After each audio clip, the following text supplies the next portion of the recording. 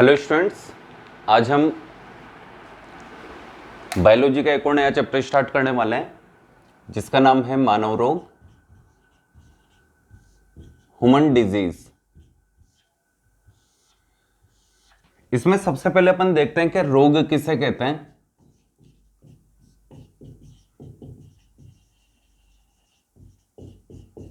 Disease से क्या अभिप्राय है। एक मनुष्य अपने जीवन में जब भी असहजता यानी अनकंफर्टेबल फील करता है, इसका मतलब वो किस अवस्था से गुजर रहा है, रोग। तो एक सामान्य सी परिभाषा है इसकी, जब मनुष्य या फिर जीवन की वह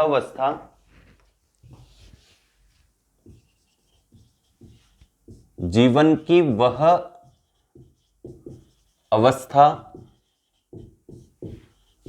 जब एक मनुष्य, ह्यूमन डिजीज पढ़ रहे हैं अपन इसलिए मानव लिखेंगे यहां पर, मनुष्य जीवन जीने के दौरान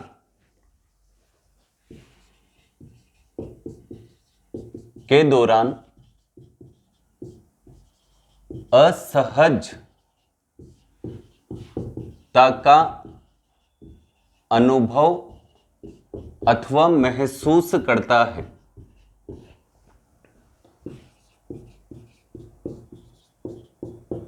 रोग कहलाती है।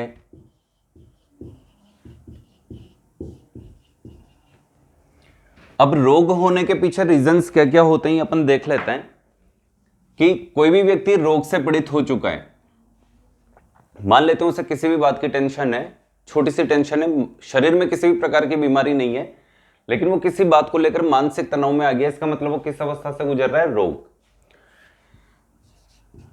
नेक्स्ट टॉपिक है अपने पास रोग कारक अथवा रोग जनक। दोनों शब्द एक ही हैं, इन दोनों शब्दों से कंफ्यूज ना हो, कभी रोग कारक लिखा जाता है, कभी रोग जनक लिखा हुआ जाता है। पैथोजेंस। अब रोग कारक या रोग जनक क्या होते हैं, जैसा कि नाम से स्पष्ट है, कारक यानी फैक्टर जो किसके लिए रिस्पॉन्सिबल होंगे, रोग के लिए। या फिर एक शब्द आ रहा है यहां पर जनक यानी पैदा करने वाला, और किसको पैदा करने वाला, रोग को। तो रोग को पैदा करने वाला या ऐसे कारक जो रोग को पैदा करने के लिए रिस्पॉन्सिबल होते हैं क्या कहलाते हैं, रोग कारक या रोग जनक। इसकी भी डेफिनेशन लिख लेते हैं अपन, वह सभी कारक जो मानव शरीर में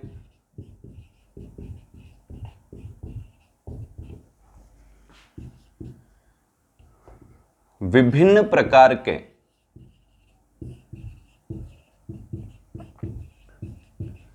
रोग उत्पन्न करने के लिए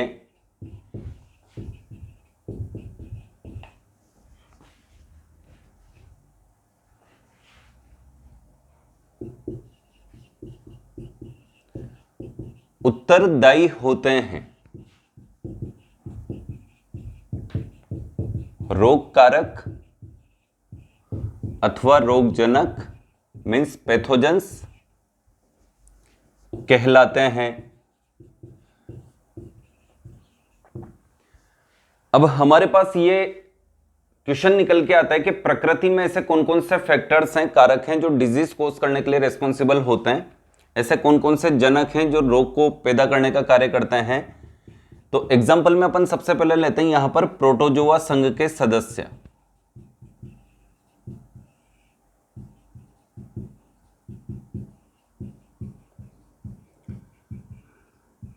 जिसे अपन प्रोटोजोअल डिजीज कहते हैं। सेकंड नंबर पे अपन लिख रहे हैं यहां पर जीवाणु, जिसे अपन बैक्टीरिया कहते हैं। तीसरे नंबर पर अपन लिख रहे हैं यहां पर विषाणु ओब्लिक वायरस। नेक्स्ट अपन लिख रहे हैं यहां पर कवक, जिसे अपन फंगस कहते हैं। नेक्स्ट अपन लिख रहे हैं यहां पर कृमि, जिसे अपन वर्म कहते हैं, वर्म डिजीज। तो अपने पास प्रोटोजोआ हो गए, जीवाणु हो गए, विषाणु हो गए, कवक हो गए, कृमि हो गए, ये सभी किसके लिए रिस्पॉन्सिबल होते हैं, डिजीज कोज करने के लिए। तो ये सब रोग कारक और रोग जनक के एग्जाम्पल हैं। इसके बाद अपन चलते हैं कि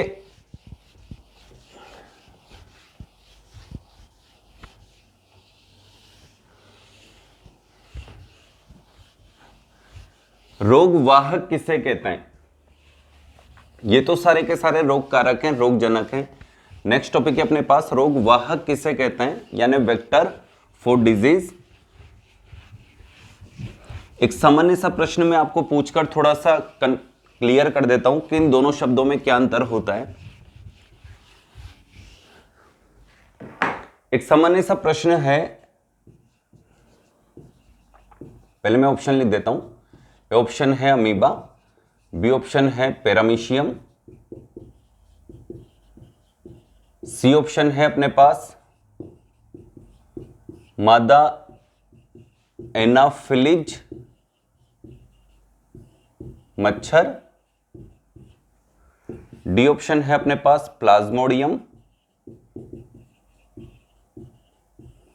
और एक और ऑप्शन लेते हैं अपन मादा एडिस इजिप्टी मच्छर।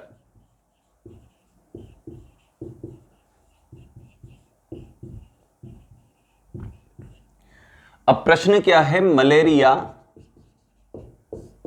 रोग का रोग जनक है।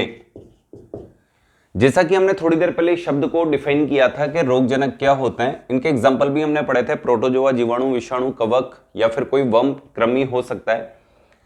लेकिन अब हमारे पास ये प्रश्न आते हैं, हमारा दिमाग जो सबसे पहले जहां पर फोकस करता है वो शब्द होता है मादा एनोफिलिस मच्छर। कई स्टूडेंट जल्दीबाजी में ऐसा सोच लेते हैं कि मलेरिया रोग का रोगजनक मादा एनोफिलिस मच्छर है, लेकिन ये आंसर क्या हो जाएगा, गलत। राइट आंसर इसका क्या है, प्लाज्मोडियम। अब ऐसा क्यों हुआ, क्योंकि बचपन से अपन पढ़ते आ रहे हैं कि मलेरिया रोग के लिए रेस्पॉन्सिबल कौन होता है, मादा एनोफिलिस मच्छर। लेकिन ये दो शब्दों पर डिपेंड करता है, जो प्रश्न अपन ने लिखा है ये दो शब्दों पर डिपेंड करता है कि प्रश्न रोगजनक पूछ रहा है या रोग वाहक। अब इसका सही आंसर क्या है, प्लाज्मोडियम। इसने रोगजनक पूछा है तो रोग को पैदा करने वाला तो कौन है, प्लाज्मोडियम। लेकिन रोग वाहक अगर पूछता है, यानी इस रोग को फैलाने का काम कौन करता है, तब राइट आंसर होता हमारा मादा एनोफिलिस मच्छर। मैं इसको एग्जांपल के थ्रू बता देता हूं। मान लेते हैं कि मैं एक मलेरिया रोग से पीड़ित इंसान हूं, मुझे मलेरिया रोग हो चुका है। इसका मतलब मेरी बॉडी में, मेरे ब्लड में इस रोग को पैदा करने वाला प्लाज्मोडियम मौजूद है। ठीक है, मेरे ब्लड में प्लाज्मोडियम मौजूद है, इसका मतलब मैं किस रोग से ग्रसित हो चुका हूं, मलेरिया। अब आप सभी स्टूडेंट मेरे सामने बैठे हुए हैं और आप सभी सामान्य हैं, मलेरिया रोग से पीड़ित नहीं है। रोज आप मुझसे पढ़ने आ रहे हैं, रोज मैं आपको पढ़ाने आ रहा हूं, मैं मलेरिया रोग से ग्रसित हूं। एक मादा एनोफिलिस मच्छर आई खून चूसने के लिए, खून चूसने हमेशा मादा ही आएगी, और जैसे ही मादा एनोफिलिस मच्छर आएगी वो अपने दोनों, जिसे अपन डंक कह सकते हैं, दोनों स्ट्रक्चर डंक वाले ऐसे चुबो देगी, किसमें, ब्लड वेसल्स में, रक्तवाहिनी में। और चुबोने के बाद क्या करती है, एक से तो क्या करेगी, खून चूसेगी, और जैसे ही उसने खून चूसा, मेरे खून में उपस्थित प्लाज्मोडियम भी खून के साथ उसकी बॉडी में चला गया। और दूसरे से क्या कार्य करती है, दूसरे से वो लार छोड़ के जाती है हमारे ब्लड में। एक बार फिर देख लो, पहले से तो क्या किया, उसने खून चूस लिया मेरा, और मेरे खून के साथ उसकी बॉडी में कौन चला गया, प्लाज्मोडियम। दूसरे से क्या करती है, लार डाल के चली जाती है। अब जो प्लाज्मोडियम इसकी बॉडी में गया था मेरे खून से, वो इसकी लार में जाकर संग्रहित हो जाता है। अब ये मादा एनोफिलिस मच्छर उड़ती हुई किसी आप में से किसी एक के शरीर पर बैठ गई, वही दो कार्य करेगी। पहले से तो क्या करेगी, खून चूसेगी, और दूसरे से क्या करके जाएगी, आपकी बॉडी पर लार छोड़ के जाएगी, और उस लार के साथ आपकी बॉडी में कौन प्रवेश कर जाएगा, प्लाज्मोडियम। वो प्लाज्मोडियम जो पहले किसकी बॉडी में था, मेरी बॉडी में, अब किसकी बॉडी में पहुंच चुका है, आपकी बॉडी में। अब आपकी बॉडी में अगर प्लाज्मोडियम पहुंच चुका है तो प्लाज्मोडियम कौन है, रोगजनक, यानी आपकी बॉडी में भी कौन सा रोग पैदा करेगा, मलेरिया। अब दो प्रश्न हो गए यहां पर कि मेरी बॉडी में मलेरिया रोग हुआ था किसकी वजह से, प्लाज्मोडियम। आपकी बॉडी में मलेरिया रोग हुआ किसकी वजह से, प्लाज्मोडियम। लेकिन वो प्लाज्मोडियम मेरी बॉडी से आपकी बॉडी तक किसने फैलाया, मादा एनोफिलिस मच्छर। तो मादा एनोफिलिस मच्छर तो यहां पर कौन है, रोग पैदा नहीं कर रही है, रोग को फैलाने का काम करती है। लेकिन रोग को पैदा करने वाला अगर पूछे तो अपने को राइट आंसर देना है यहां पर प्लाज्मोडियम। तो इन दो शब्दों पे विशेष गौर करें कि वो रोगजनक पूछ रहा है या रोग वाहक। इसी के साथ अपन नेक्स्ट टॉपिक की तरफ चलते हैं। रोगजनक हम पढ़ चुके हैं, कौन कौन से रोग जनक हैं एग्जाम्पल के तौर पे अपन पढ़ चुके हैं, लेकिन अब अपन लिखते हैं नेक्स्ट टॉपिक रोग वाहक।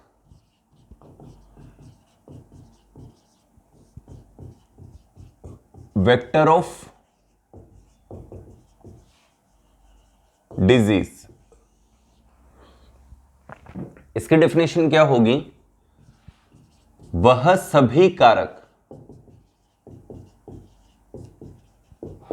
जो रोगजनक को, रोगजनक मेरी बॉडी में कौन था? प्लाज्मोडियम। वही रोगजनक आपकी बॉडी में पहुंचा, लेकिन इस रोगजनक को यानी प्लाज्मोडियम को मेरी बॉडी से आपकी बॉडी तक पहुंचाने का काम किसने किया? रोगवाहक ने। जो रोगजनक को एक रोगी व्यक्ति से, जो मैं था मलेरिया रोग से पीड़ित, एक स्वस्थ व्यक्ति तक जो आप थे,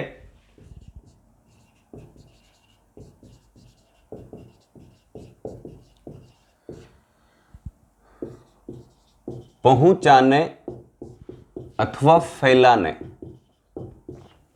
वह सभी कारक जो रोगजनक को एक रोगी व्यक्ति से एक स्वस्थ व्यक्ति तक पहुंचाने अथवा फैलाने का के लिए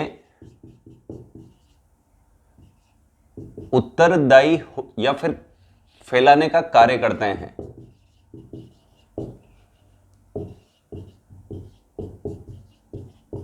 फाइनली क्या कहलाते हैं? रोग वाहक।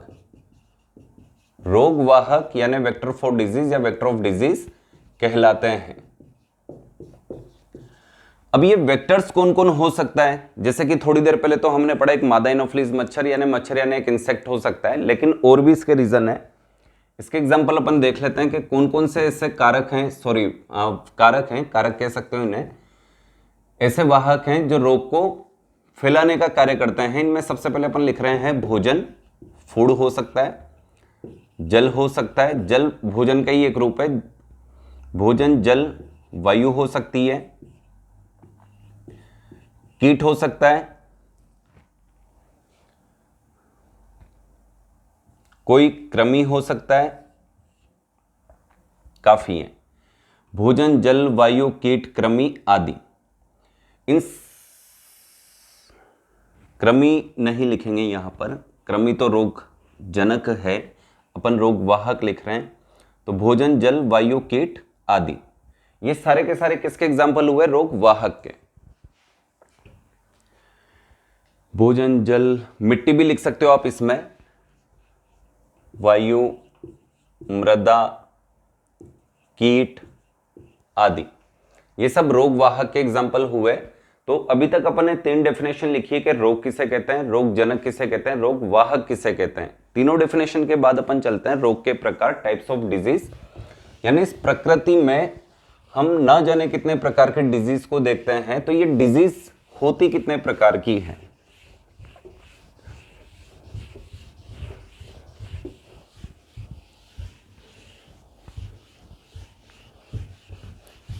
नेक्स्ट टॉपिक लिखिए आप, रोग के प्रकार, टाइप्स ऑफ डिजीज।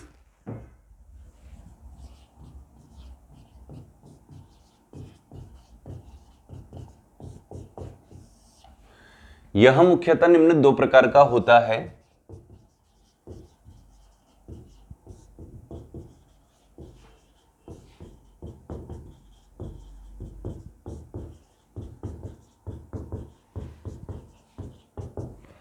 अब 2 प्रकार कौन कौन से हैं? स्टूडेंट सीधे पहुंच जाते हैं, संक्रामक रोग, असंक्रामक रोग, यानी infectious and non infectious disease, या फिर जिसे अपन कम्युनिकेबल या नॉन कम्युनिकेबल डिजीज भी कहते हैं।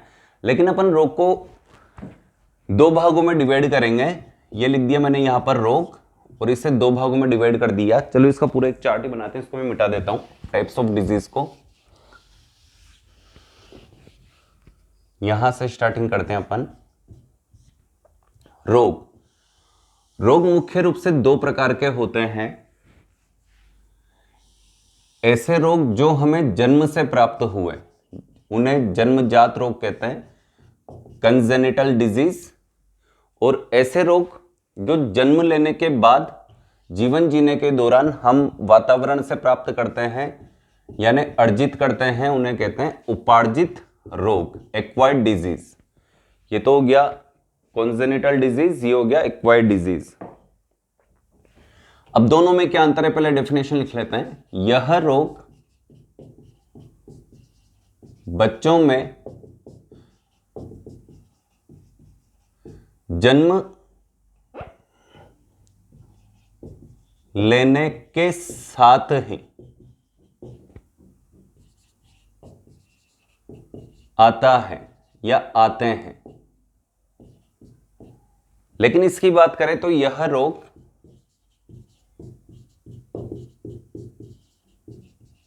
बच्चों में, व्यक्ति भी लिख सकते हो, बच्चों में जन्म लेने के साथ नहीं आते हैं। जब नेक्स्ट पॉइंट करके लिख लेते हैं, यह रोग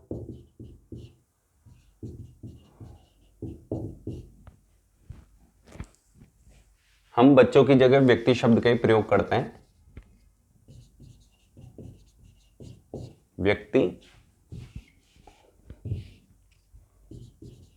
व्यक्ति यानी ह्यूमन, यह रोग, चलो व्यक्ति से भी अच्छा शब्द यूज में लेते हैं अपन, मनुष्य, क्योंकि अपन ह्यूमन डिजीज नाम से पढ़ रहे हैं तो इसी शब्द का प्रयोग करें, कंफ्यूज नहीं करेगा। यह रोग मनुष्य में जन्म के साथ नहीं आते हैं, तो फिर कैसे आते हैं ये देख लो। यह रोग मनुष्य में जन्म के पश्चात जीवन जीने के दौरान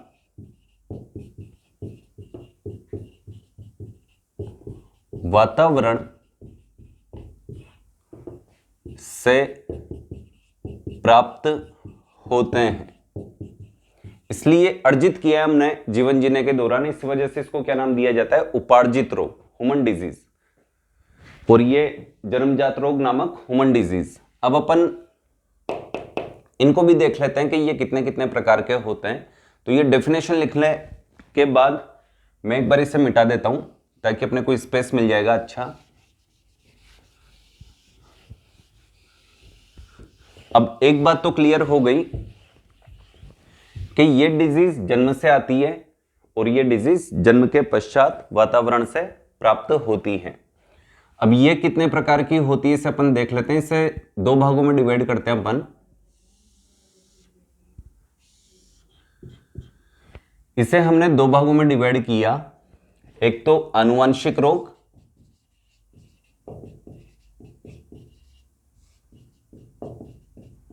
और दूसरा होता है आनुवंशिक रोग।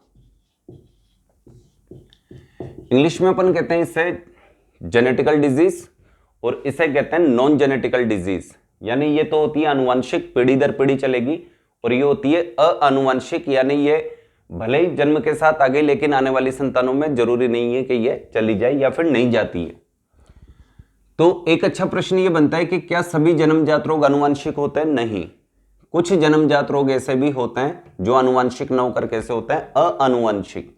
तो फिर आनुवंशिक रोग क्या होते हैं इसकी भी डेफिनेशन देख लो। यह रोग पीढ़ी दर पीढ़ी वंशागत होते रहते हैं। जबकि इसकी बात करें तो यह रोग पीढ़ी दर पीढ़ी वंशागत नहीं होते हैं। अब ये जो वंशागत होते हैं यानी हेरिडिटी पाई जाती है, इनहेरिटेंस पाया जाता है इन डिजीज में, एक जनरेशन से अगली जनरेशन में, अगली जनरेशन से उसकी अगली जनरेशन में चले जाते हैं। इस वजह से इनको किस नाम से जाना जाता है, आनुवंशिक रोग, जेनेटिकल डिजीज। लेकिन ऐसे रोग जो जन्म से तो प्राप्त हुए लेकिन पीढ़ी दर पीढ़ी यानी जनरेशन से आने वाली जनरेशन, उसकी आने वाली जनरेशन में वंशागत यानी हेरिडिटी नहीं रखते हैं, इनहेरिटेंस नहीं दर्शाते हैं, तो ऐसे सारे डिजीज क्या कहलाती है, आनुवंशिक रोग। अब आनुवंशिक डिजीज कौन कौन सी है और आनुवंशिक डिजीज कौन कौन सी है, इसके एग्जांपल हम लिख लेते हैं। ये डेफिनेशन आपने लिख ली होगी, इसको भी मिटा देता हूं ताकि स्पेस मिल जाए अपने को। सबसे पहले अपन क्लियर करते हैं आनुवंशिक डिजीज को, इसके एग्जाम्पल लिख लेते हैं जो पीढ़ी दर पीढ़ी चलते रहते हैं। एग्जाम्पल इसमें सबसे पहले अपन लिखने वाले हैं हीमोफीलिया। इसको अपन डिस्क्राइब करके भी पढ़ेंगे आगे। हीमोफीलिया एक अपन लिखते हैं यहां पर वर्णांधता, जिसको कलर ब्लाइंडनेस भी कहा जाता है। वर्ण का मतलब रंग, रंग का मतलब कलर, अंधता का मतलब अंधापन, ब्लाइंडनेस। शॉर्ट में लिख देता हूं सीबी, कलर ब्लाइंडनेस। 3 नंबर पे अपन लिखते हैं यहां पर थैलेसीमिया, जो काफी नामी डिजीज है। ब्लड में हीमोग्लोबिन बनना कम हो जाता है, गड़बड़ी होने लग जाती है हीमोग्लोबिन के साथ, इसलिए कई बार ब्लड नया भी चढ़ाया जाता है। नेक्स्ट अपन लिखते हैं यहां पर एक डिजीज लिखता हूं मैं यहां पर पार्किंसंस।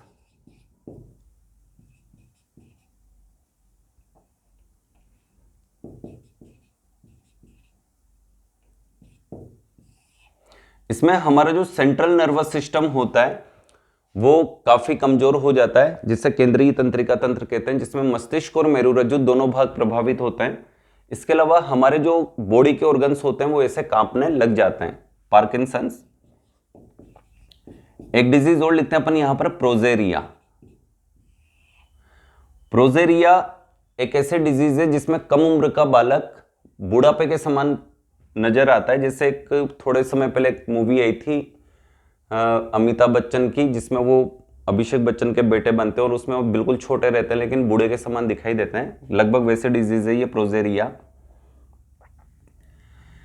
नेक्स्ट अपन लेते हैं सिंड्रोम्स, अपन लिखते हैं बाद में, लेकिन उससे पहले कुछ अच्छे डिजीज मतलब डिजीज ले लेते हैं, जिसमें एक नाम है डीवीटी, डीप वेन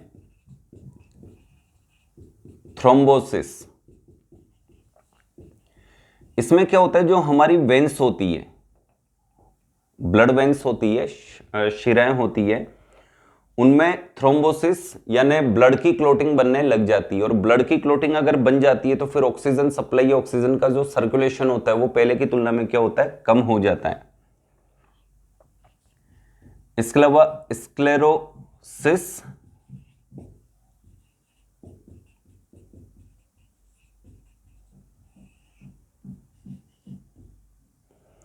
एक और देख लेते हैं अपन यहां पर, थ्रोम्बोसिस हो गई, सिस्टिस फाइब्रोसिस,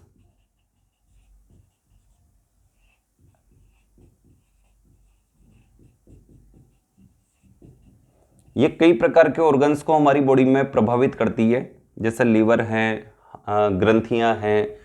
इसके अलावा जो मेल रिप्रोडक्टिव ऑर्गन है, फीमेल रिप्रोडक्टिव ऑर्गन, इन सबको प्रभावित करती है। एक और लिखते हैं हम यहां पर हीमोचेरोमाटोसिस। इसका हिंदी नाम यहां लिख देता हूं मैं, रक्त वर्णकता। ब्लड से रिलेटेड जेनेटिकल डिजीज है ये। नेक्स्ट अपन लिखते हैं यहां पर प्रोजेरिया हो गया अपना, पार्किंसंस हो गया, एक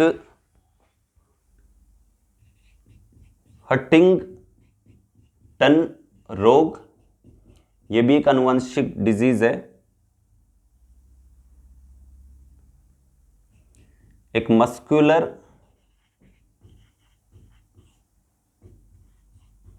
डिस्टोफिया, डिस्टोफी भी लिख सकते हो, ये भी एक आनुवंशिक डिजीज है। ये आप नोट कीजिए जब तक मैं ये मिटा देता हूं। इसमें कुछ डिजीज अपन और लिखेंगे जो कई बार पूछी जाती है कि निम्न में से आनुवंशिक रोग कौन कौन से हैं। अब अपन चलते हैं कुछ सिंड्रोम्स की तरफ जो जेनेटिकल डिजीज, गुणसूत्र या फिर जीन्स के कारण होते हैं। इसमें सबसे पहले अपन लिखते हैं टर्नर सिंड्रोम।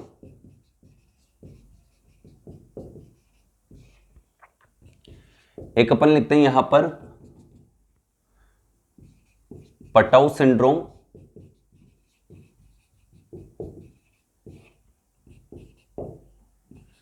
एडवर्ड सिंड्रोम,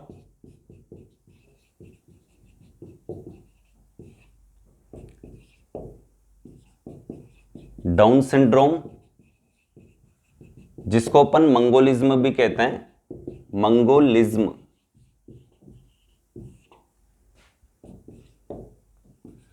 एक लिखते हैं अपन क्लाइनफेल्टर सिंड्रोम।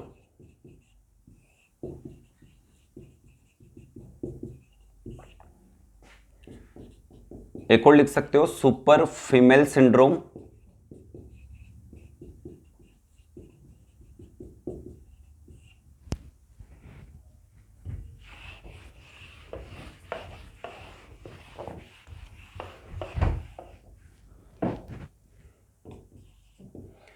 एक और लिख सकते हो यहां पर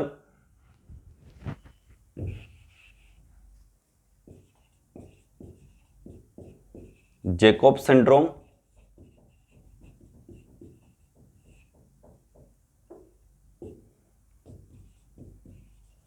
एक और लिख सकते हो यहां पर नूनन सिंड्रोम।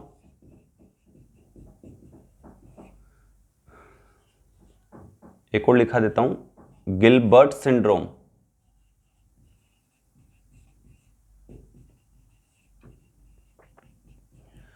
और एक जानी मानी डिजीज मधुमेह, जिसे अपन डायबिटीज मेलिटस कहते हैं।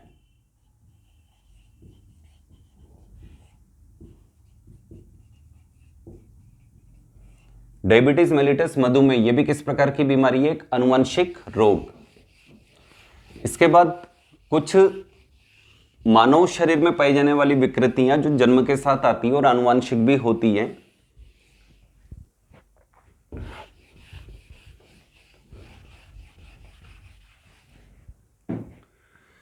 जैसे नेक्स्ट नंबर है अपने पास 22, कटा होठ, जिसे हेयर लिप कहते हैं। नेक्स्ट अपने पास कटा तालु,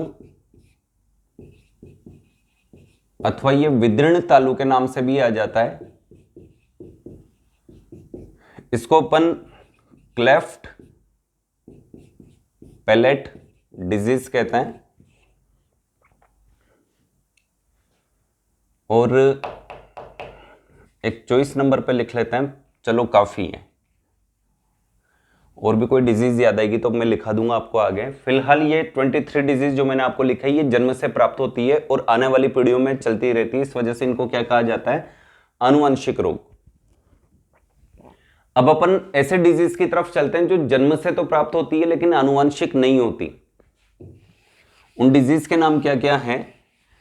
ये जो डिजीज होती है ये गर्भवती महिला अगर गर्भावधि के दौरान यानी प्रेगनेंसी पीरियड के दौरान अगर अल्कोहल आदि का सेवन कर लेती है, शराब बियर आदि का, तो उसके गर्भ में जो भ्रूण होता है उसमें फिजिकली विकृतियां जिसे अपन कहते हैं वो आना स्टार्ट हो जाती है। इसलिए इसको नाम दिया जाता है फिटल एल्कोहल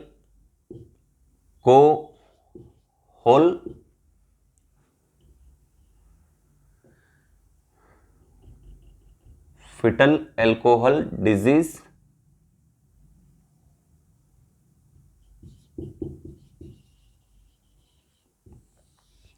यानी एक बच्चे में मां के गर्भ में स्थित भ्रूण में एल्कोहल के कारण होने वाली डिजीज। अब ये विकृतियां कोई सी भी हो सकती है। इसी के साथ अपना ये जन्मजात रोग कंजेनिटल डिजीज कंप्लीट हुआ। अब हम चलते हैं एक्वायर्ड डिजीज की तरफ। इसको मैं सारा मिटा देता हूं, ये अपना कंप्लीट हो चुका है। अब अपन चलते हैं अपने नेक्स्ट टॉपिक उपार्जित रोग। जैसा कि हमने पढ़ा था कि ये रोग जन्म से प्राप्त नहीं होते यानी माता पिता से संतान में नहीं आते, ये जन्म लेने के बाद जीवन जीने के दौरान हमें प्राप्त होते हैं। जैसे कि मान लो मैं जब पैदा हुआ था तो मलेरिया रोग से ग्रसित नहीं था, बिल्कुल स्वस्थ पैदा हुआ था, लेकिन 2 दिन से मुझे मलेरिया रोग हो चुका है। कारण मैं आपको बता चुका, मेरे ब्लड में कौन प्रवेश कर गया? प्लाज्मोडियम। अब मलेरिया रोग अगर मुझे जन्म से प्राप्त होता, मेरे बच्चों में चला जाता, तो फिर ये कौन सी डिजीज होती? जन्मजात के साथ साथ आनुवंशिक। लेकिन मान लेते हैं जन्मजात से जन्म से प्राप्त होती लेकिन मुझ तक सीमित रहती, बच्चों में नहीं जाती, तो जन्मजात होती लेकिन कैसी होती? आनुवंशिक। लेकिन हमें ये अच्छे से पता है कि मलेरिया रोग जन्म से प्राप्त नहीं होती। इसका मतलब ये आनुवांशिक और अआनुवांशिक प्रकार की डिजीज नहीं है, लेकिन अआनुवांशिक हो सकती है एक्वायर्ड के अकॉर्डिंग। लेकिन उपार्जित रोग की बात करें तो मलेरिया रोग मुझे मेरे जीवन जीने के दौरान प्राप्त हुआ, इसलिए ये डिजीज क्या कहलाएगी? Acquired disease. लेकिन एक्वायर्ड डिजीज भी दो प्रकार की होती है। उपार्जित रोग भी हम दो प्रकार के पढ़ते हैं,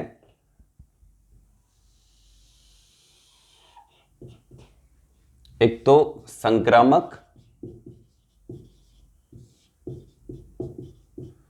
और एक असंक्रामक।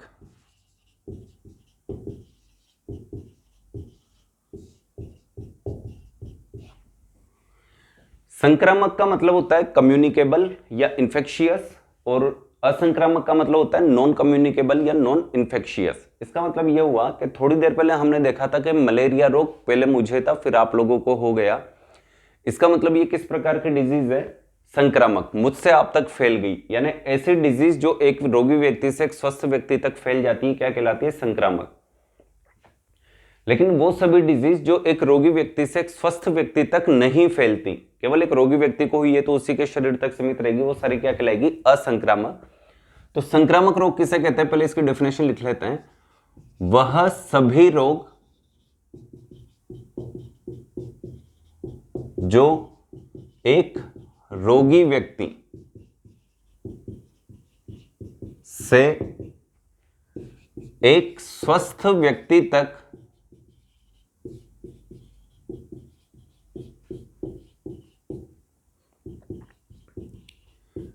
किसी न किसी,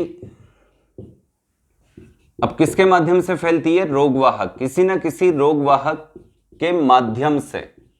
रोगवाहक कौन कौन से? अपन एक बार फिर लिख लेते हैं। या तो भोजन के माध्यम से फैलेगी, या जल के माध्यम से फैलेगी, या वायु के माध्यम से फैलेगी, या मृदा के माध्यम से फैलेगी, या कीट के माध्यम से फैलेगी। कीट आदि के माध्यम से फैलती है संक्रामक रोग कहलाते हैं। ये तो डेफिनेशन हुई संक्रामक रोग की। अब अपन चलते हैं असंक्रामक रोग की तरफ। तो इसकी डेफिनेशन भी अपन लिख लेते हैं। वह सभी रोग जो एक रोगी व्यक्ति से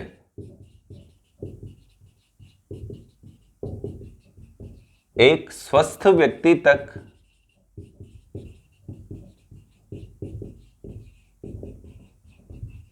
किसी भी माध्यम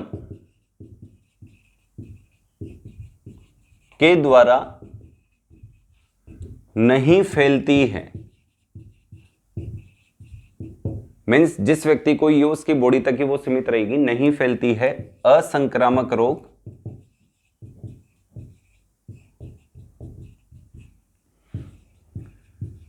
कहलाते हैं।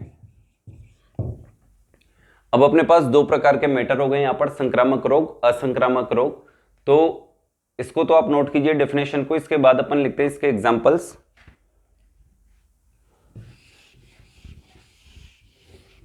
अब यहां पर जो संक्रामक रोग है, फैलने वाली डिजीज, ये भी दो प्रकार से फैलती है। तो फैलने के तरीके के आधार पर संक्रामक रोग को भी हम दो भागों में डिवाइड कर देते हैं।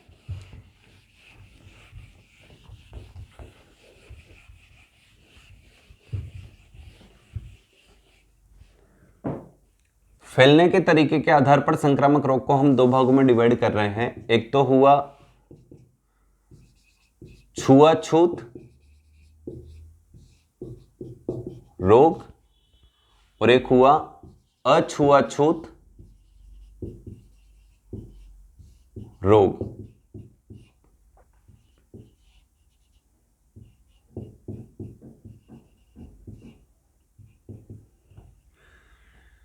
देखो, पहले के व्यक्ति बिना किसी नहाए हुए व्यक्ति को, बाहर से आए हुए व्यक्ति को, या फिर कोई बाहर से खेती का काम करके आ रहा है या फिर कोई मजदूरी करके आ रहा है, तो उन व्यक्तियों को घर के किसी भी प्रकार के खाना खाने वाले जो बर्तन वगैरह होते हैं, रोटी सब्जी होती है, रसोई होती है, उसमें प्रवेश नहीं करने देते थे। उसका कारण यही हुआ करता था कि बाहर से जो व्यक्ति आता है, जैसा भी कोरोना काल में भी हमने देखा कि हर व्यक्ति को ये कहा गया कि बाहर से आ रहे हो तो पहले अपने हाथ पैर साफ करो, सैनिटाइज करो, उसके बाद किसी भी चीज को छुओ। तो ये रीजन था छुआछूत के पीछे कि बाहर से आने वाला व्यक्ति किसी भी प्रकार से कहीं पे अगर हाथ लगाता है तो कोई भी जो रोग जनक होते हैं वो अन्य व्यक्ति तक भोजन, जल, वायु, मृदा या फिर कीट के माध्यम से ना पहुंच जाए। तो छुआछूत वाले रोग कौन कौन से होते हैं, इसे अपन एक और नाम दे सकते हैं संपर्क रोग, और इसे अपन एक और नाम दे सकते हैं असंपर्क रोग।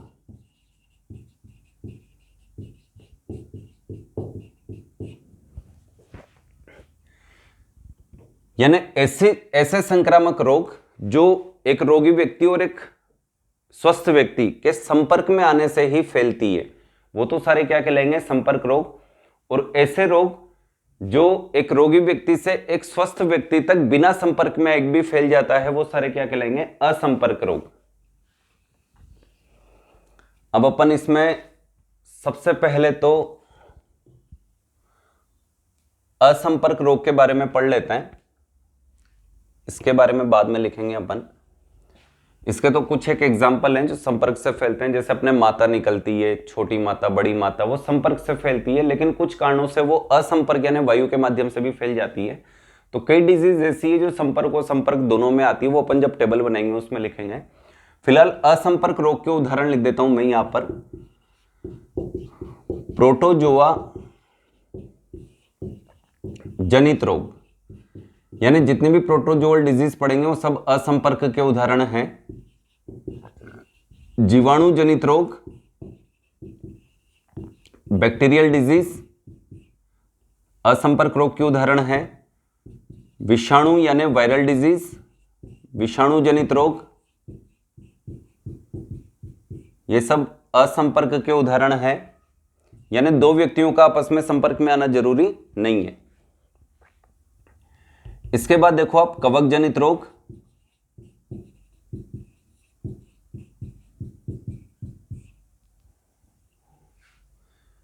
ये भी असंपर्क वाली डिजीज है, संक्रामक है लेकिन किस प्रकार की है, असंपर्क। यानी एक संक्रामक का मतलब एक रोगी व्यक्ति से एक स्वस्थ व्यक्ति तक फैल जाएगी, लेकिन दोनों व्यक्तियों का आपस में संपर्क में आना जरूरी नहीं है। 5 नंबर पे अपन लिखते हैं कृमि जनित रोग, वर्म डिजीज। ये लोग काफी है।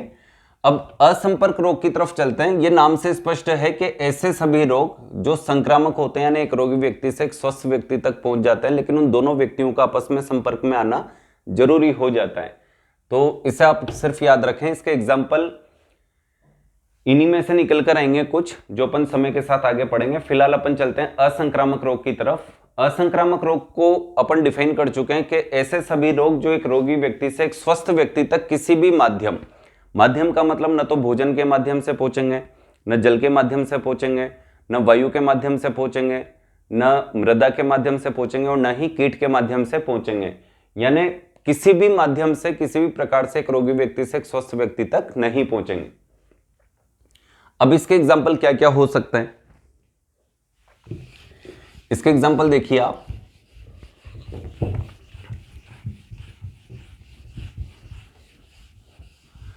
मान लेते हैं कि मैं आप सभी को पढ़ाने आता हूं डेली, और आप सभी मुझसे पढ़ने भी आते हैं।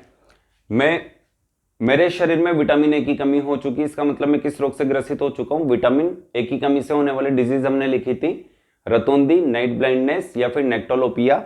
इसे जीरोफ्थैलेमिया भी कहते हैं। अब विटामिन ए की कमी के कारण मुझे क्या होने लग गया, दिखना कम होने लग गया। अब आप रोज मुझसे पढ़ने आते हैं, तो क्या ये डिजीज कम्युनिकेबल होगी, संक्रामक होगी, कि भाई हमारे सर रात्रि अंधता यानी रात्रि में अंधकार में उन्हें दिखाई नहीं देता, तो धीरे धीरे सभी स्टूडेंटों को भी ये बीमारी फैल गई कि हमें भी अब दिखाई देना बंद हो गया।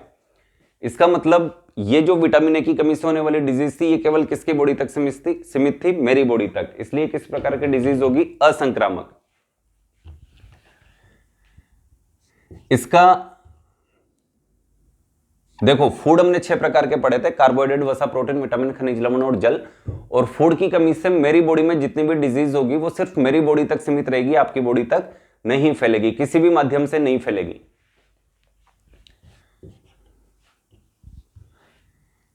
इसमें सबसे पहले लिख देता हूं मैं कार्बोहाइड्रेट, वसा यानी लिपिड, प्रोटीन, विटामिन,